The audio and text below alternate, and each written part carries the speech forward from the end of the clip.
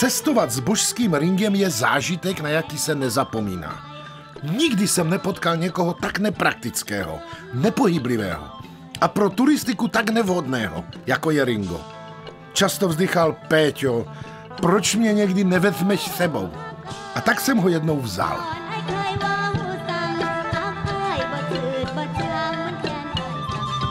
Thajsko. Thajsko je moje láska, já jsem tam byl mockrát. Nádherná příroda, skvělé klíma, výtečná kuchyně. I v Praze při jakémkoliv společném jídle přivedl Petr během oběda či večeře hovor na suši a úplně se rozplýval, mlaskal a funil rozkoší. Petr ví dobře, jak na mě, a tak přirovnával požitek z pojídání suši k sexu. Snědl jsem to tenkrát, protože jsem měl pocit, že je to příloha, ale věřte mi, sex to ani zdaleka nebyl.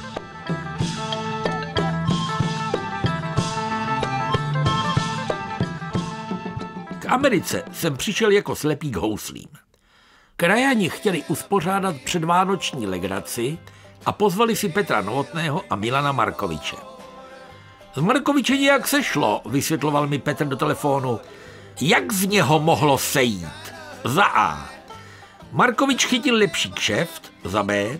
Bojí se lítat aeroplánem a za C. Odsuzuje americký imperialismus. B je správně, ale to mi Petr neřekl, protože ví, že mám ještě větší hrůzu z létání než Markovič. Miluju Anglii.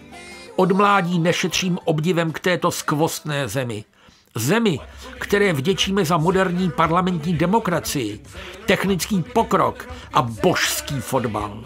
Vlasti Shakespearea, Dickense, Chestertona, Sherlocka Holmese, Churchilla, krále Artuše, Mr. Beana, Beatles a Stones. Bože, jak já miluju Anglii. Co bych za to dal, kdybych mohl žít v této vynikající zemi? Jísa boháčem, samozřejmě.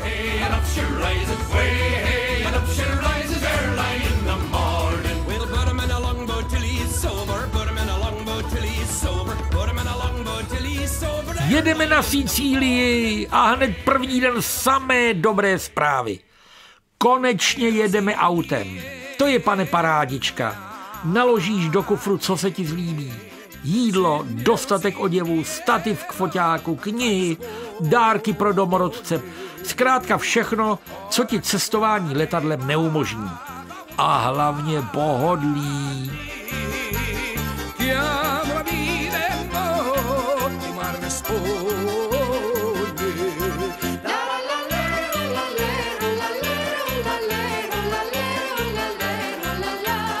Měli bychom ti, náš milí posluchači, vysvětlit, proč se náš cestopis jmenuje Jako Čuk a Gek. Protože Čuk a Gek byli první cestovatelé, které jsme v životě poznali. Ti kluci cestovali srdcem a jejich nekonečná víra v úspěch cesty nám byla velkou inspirací při cestách našich.